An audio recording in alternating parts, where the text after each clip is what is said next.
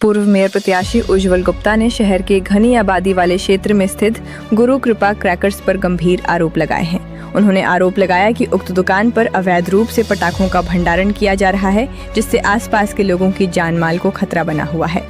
उज्ज्वला गुप्ता ने बताया कि जिस स्थान पर पटाखों की दुकान संचालित की जा रही है वो अत्यंत संवेदनशील क्षेत्र है।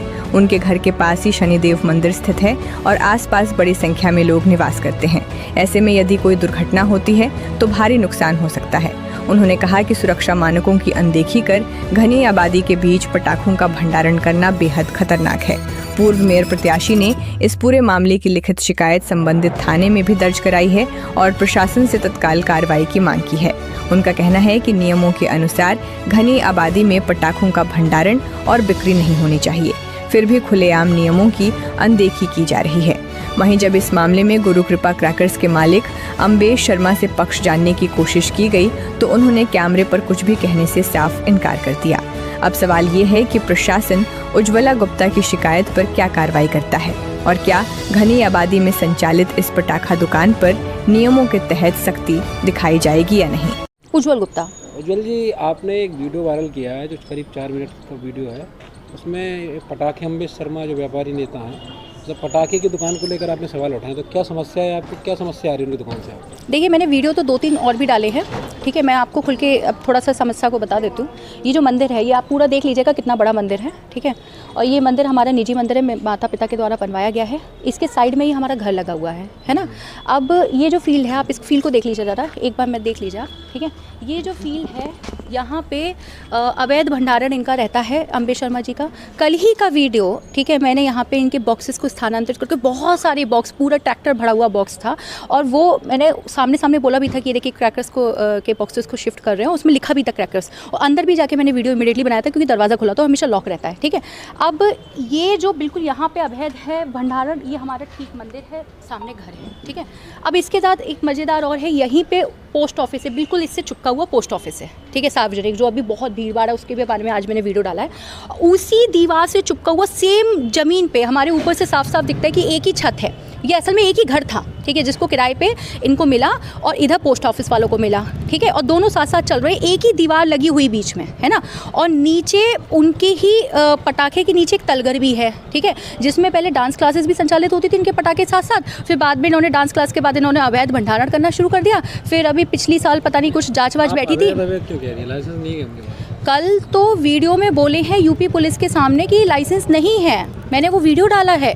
यूपी पुलिस, मैंने क्या किया, 112 जब इनका अवैध वाला, हालांकि कई जगह कई बार से हमें मालूम है और हमने कई बार थाने में तहरीर दी है, लेकिन थाने की पुलिस कहती है कि हम कार्यवाही करेंगे, कार्यवाही करके कुछ नहीं करती, ठीक है। फिर हम भी अपना काम व्यापार में अपना बिजी हो जाते हैं, हमारे माता पिता सीधे अपना काम उससे मतलब रखते हैं, ठीक है, चलिए। अब लेकिन जब ये हद हो गई है कि इनके सालों से यही काम कर रहे हैं और दिन पे दिन बढ़ाते जा रहे हैं, अवैध भंडारण इनका बढ़ता जा रहा है, ठीक है। पूरा इन्होंने कवर कर लिया है, यहाँ से पूरा कवर मैं आपको दिखाती हूँ। ये यहाँ का वीडियो मैंने कल दिखाया था, इसके ये पूरी, इसके ध्यान से देखिएगा, ये यहाँ तक आएगा, ठीक है, इस जगह तक कम से कम ये पूरा टीन लगा दी है, इसीलिए ताकि कुछ देखे ना। ये जो पूरा एरिया है यहाँ तक जो आएगा, इसके बाद ये जो एरिया है ये पूरा गैरेज है, और गैरेज को धोखा देने के लिए उधर की साइड से इन्होंने लिख दिया है सीमेंट का व्यापार, ताकि लगे सीमेंटेड है। और गैरेज में जो गाड़ी है वो निकलती रहती है, अभी भी आप किसी छेद में देखेंगे तो गाड़ी दिख जाएगी आपको, यहाँ से भी दिख जाएगी, है ना। और ऊपर से तुम्हारी छत से बहुत साफ साफ दिखता है। उस गैरेज में भी इनका अवैध भंडारण होता है, कुछ दरवाजे लगे रहते हैं, उधर भी अवैध भंडारण होता है इनका सीजन के टाइम पे, दिवाली या कहीं पे भी। और बाहर से ऐसे दिखाया जाता है कि पूरा ये सीमेंट का व्यापार है, जबकि कुछ भी सीमेंट का यहाँ तक नहीं है, पहली बात। अब ऐसी अवस्था में कल कोई दुर्घटना अगर हो जाती है, पहली बात तो पोस्ट ऑफिस चला जाएगा, जो सार्वजनिक स्थान है जहाँ बच्चे, महिलाएं, बूढ़े सब आते हैं। दूसरी चीज़, ठीक सामने हमारा घर है, ठीक सामने हमारा इतना बड़ा मंदिर है, तो ऑब्वियसली सबसे पहले अफेक्टेड अगर रेजिडेंट्स में देखा जाएगा तो हम हैं। दूसरी चीज़, अगर वहाँ के जो सामने वाले जो थोड़ा सा दूरी पे हैं वो लोग ऑब्जेक्शन क्यों नहीं उठाएंगे, क्योंकि उन्हीं के घर परिवार के लोगों ने इनको किराए पे दिया हुआ है ज़मीन, और अच्छा खासा ये पैसा देते हैं, क्योंकि पूरे चीज़ों का ये कहीं ना कहीं उनके पास पूरा पैसा पहुंचता है, बहुत मात्रा में पहुंचता है। दिक्कत ज़्यादा पटाखों से, आपको पटाखों के विस्फोट नहीं हो जाए या कुछ? बिल्कुल, पटाखों का विस्फोट तो एक चीज़ हम आपको और बता दें कि नियमानुसार रिहायशी इलाके में पटाखे, वो भी इस तरीके से जहां अवैध भंडारण की शिकायत भी पुलिस को मिल रही है और हमने वीडियो भी दिखा रहे कि इतने सारे इनके बॉक्सेस जा रहे हैं।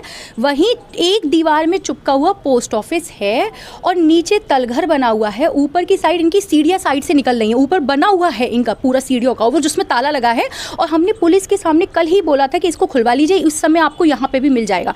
वहाँ से तो बॉक्सेस मेरे सामने यूपी पुलिस को मैंने 112 पे कॉल किया था इमीडिएटली। जब यहाँ से चीज़ें पता चली थी ना, उसके बाद मैंने कहा कि अब तो बहुत हो गई, ठीक है। और मुझे मालूम था तहरीर पे काम नहीं करेंगे। मैंने इमीडिएटली 112 को कॉल किया और मैंने कहा मैं यहाँ से निकलूंगी नहीं जब तक यहाँ से इंस्पेक्शन नहीं होगा।